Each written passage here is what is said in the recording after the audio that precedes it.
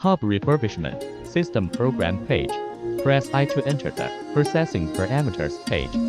The G key sets the coordinate parameters of the workpiece.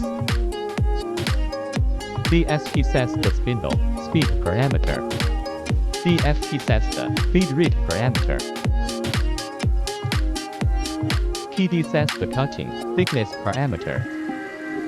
The Z key sets the parameter for the Z axis to retreat. Scan the settings page. The starting point and the ending point can be set, and be able to select the value of the scanning accuracy. Let's take a look at the refurbished wheel hub product precisely controlled by the numerical control system. Each spiral pattern all strictly match the original factory parameters. The metallic luster is as good as new.